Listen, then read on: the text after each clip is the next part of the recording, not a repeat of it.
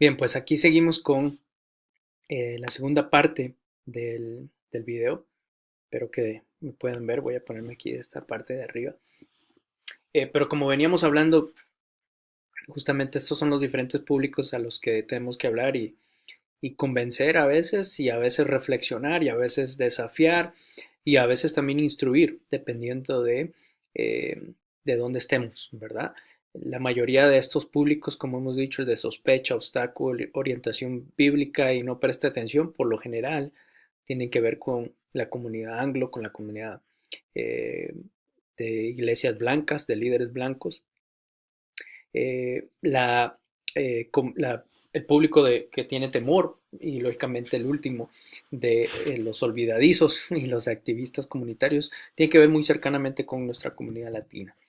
Pero también quisiera hacer el puente entonces desde esta conversación que vimos con Daniel Carroll, con Cristianos en la Frontera, con lo que leyeron y comenzaron a leer esta semana acerca del lenguaje, el uso del poder, los gestos del poder y cómo todo esto se va conectando.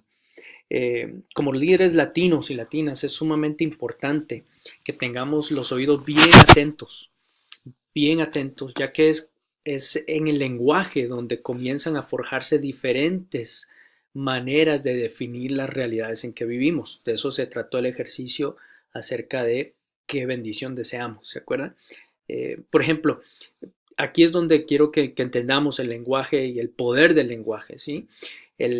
Por ejemplo, el decir que todo inmigrante centroamericano, si usted quiere, de Honduras, que es lo que ha estado más cercano en las noticias, es un criminal, es un traficante de drogas, es un pandillero, o que los mexicanos son gente mala, que son violadores, que son criminales, o que los inmigrantes vienen a robarle el trabajo a los ciudadanos, o que los inmigrantes son un costo muy alto para la economía de este país, o el lenguaje que se usa para masificar a aquellos que están aplicando para el asilo, es decir, todos son una caravana, todos son una invasión que van a venir en contra de este país.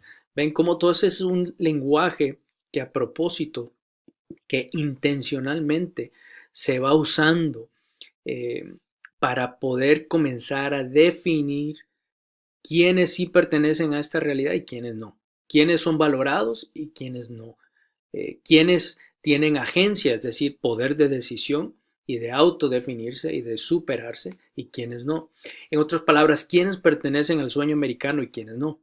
A quiénes les va a costar más y a quiénes es mucho más fácil. Es decir, este lenguaje, ven que son cosas que escuchamos mucho y decimos, ah, no, eso son cosas locas. O algunas veces con todos estos públicos con los que lidiamos, a veces muchos de ellos creen esto firmemente, pero ven cómo el lenguaje va encajonando a la comunidad migrante, a los inmigrantes y lógicamente a, eh, a las iglesias que trabajan con inmigrantes y son formadas por inmigrantes, ya sea con documentos o sin documentos, porque otro lenguaje que se usa es ilegal, la ilegalidad. Entonces, los ilegales. Eh, por eso es que traigo esto a conexión con lo que estamos hablando y viendo de la inmigración, porque el término, el lenguaje de decir los ilegales ya es una movida de poder. Y eh, como iglesia, como líderes cristianos, tenemos que comenzar a usar el lenguaje alternativo de Jesús. Jesús nunca dijo que nadie era ilegal. ¿Ven? Hay la falta de documentos, entonces se puede decir indocumentado, pero el ilegal, término ilegal, en realidad sería perpetuar los lenguajes que ya se están usando para definir en un contexto, como les acabo de decir en el video anterior, de xenofobia y de racismo, eh, a definir quiénes son los otros y quiénes son amenaza y quiénes no. Todo esto opera para comenzar a definir una realidad, una serie de realidades, no solamente en decir qué es lo que existe, sino las realidades de las relaciones sociales. Es decir, con quién me junto, con quién no me junto. Quiénes son dignos, quiénes son indignos, no son dignos. Y es una constante jugada de la imposición de poder. En otras palabras, es más conveniente definir, etiquetar, estereotipar a una población o a una comunidad o a un grupo de personas vulnerables, marginadas y oprimidas, forzadas a salir de su país o que han venido a este país. Todo eso juega para también a veces estereotiparlas o describirlas como una amenaza, para que así nunca logren ser vistas con su plena dignidad y humanidad. Voy a repetir eso. Es el lenguaje que usamos lleva poder porque es más conveniente definir, etiquetar, estereotipar a una población o a una comunidad o a un grupo de personas vulnerables como una amenaza para que así nunca logren ser vistas con su plena dignidad y humanidad. Los poderosos tienden a nombrar con lenguaje de diferencias o distintivos o fuera de la norma a los que no se parecen a ellos, y así nunca se les da la oportunidad de dejarse nombrar a sí mismos.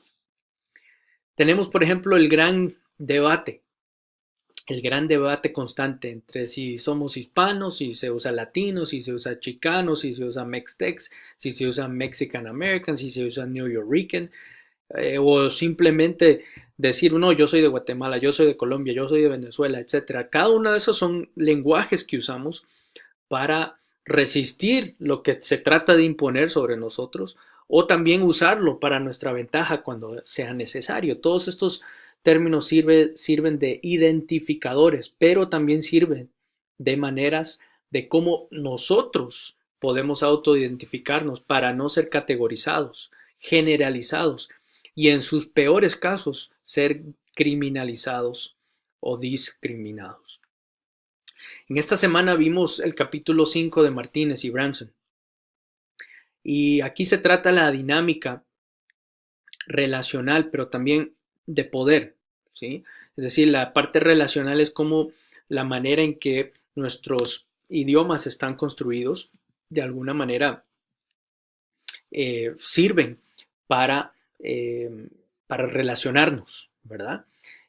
Bueno, hablé del lenguaje antimigrante, disculpen, no pasé el slide a tiempo, pero los lenguajes usados para definir la realidad, está este lenguaje antimigrante. También tenemos el de los idiomas, ¿verdad? Tenemos cada uno de estos un marco teórico de cómo vemos la realidad y por eso es que es importante hablar acerca de qué idioma, qué lenguajes, perdón, se están usando dentro de nuestra comunidad, dentro de nuestras iglesias, dentro de nuestras denominaciones. Note que tiene que ver acerca de cómo nos relacionamos socialmente, pero también acerca de quién tiene el poder. ¿Ok? Noté mucho en sus comentarios de esta semana en el foro de qué bendición deseamos. Noté en sus comentarios que algunos tomaron la ruta de analizar los lenguajes ya establecidos con el marco y estructura lingüística de un idioma como el inglés o el español. Y lógicamente los autores tratan de eso.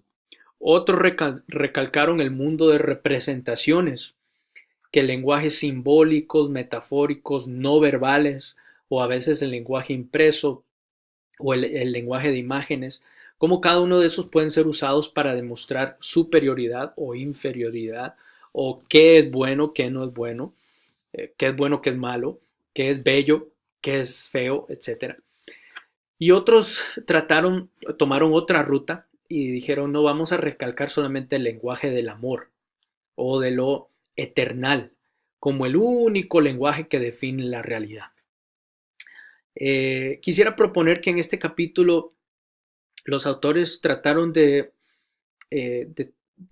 apuntar hacia eso, pero también hubo un poquito más. Yo creo que los autores estaban apuntando todavía un poco más y quisiera realzar alguna de estas implicaciones.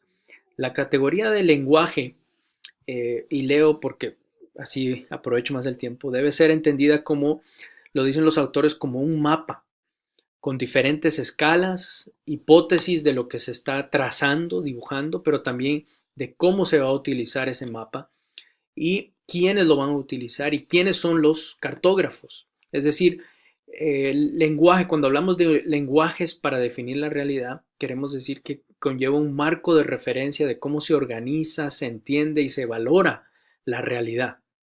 Cómo se valora, se entiende y se organiza la realidad. Y esto tiene que ver mucho en términos de relaciones, de agencia, es decir, quién tiene poder de decisión y quién no, de historia, de teología, de pensamientos y percepciones. Percepciones, significados e imaginación, básicamente es el resumen, ¿verdad? Pero también va un poquito más allá, va más allá de los dos idiomas. Tenemos que recordar que el inglés, al igual que el español, son idiomas colonizantes, son idiomas que han colonizado. Así como el inglés en este país se considera superior o se valora más que el español, eh, que sabemos que no es realidad, pero esa es la práctica.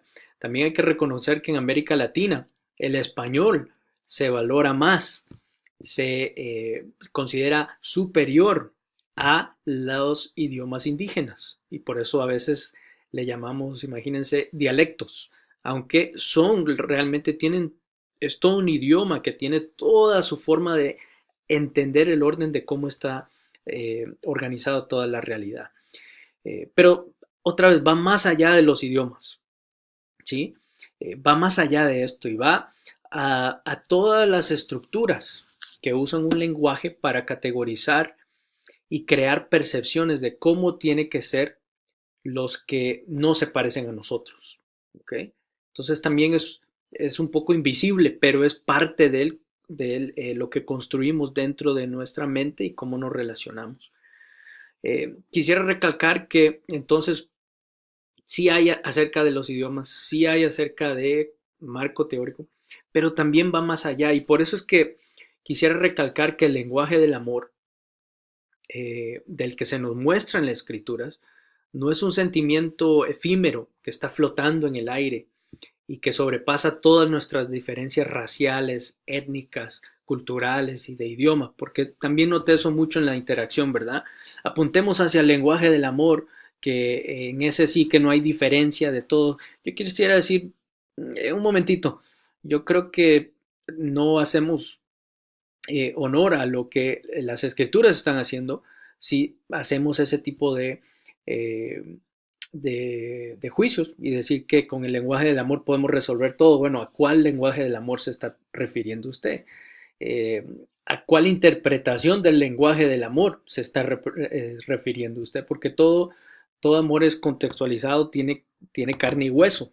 Entonces, no podemos decir que el lenguaje del amor simplemente borra todas diferencias raciales, étnicas, culturales o lingüísticas. El lenguaje del amor que las escrituras hablan es un lenguaje en acción. Y es un lenguaje en acción que desafía los lenguajes predominantes de cómo se entiende la realidad y que también crea una nueva alternativa. Entonces no es tan fácil como pensemos a veces que sea. Así que en el tercer video quisiera hablar un poquito más acerca de si vamos a usar el lenguaje del amor como antídoto o como respuesta a los múltiples lenguajes que nos rodean y que tratan de definirnos, que tratan de imponerse sobre nosotros. Como líderes latinos, entonces tenemos que tener muy claro este lenguaje del amor que hablan las escrituras, eh, qué significa, quién es y cómo se ve, porque no perdamos de vista que, de acuerdo a Juan, capítulo 1, el verbo se hizo carne y habitó entre nosotros. Así que ahí quisiera empezar el siguiente video, ¿sí?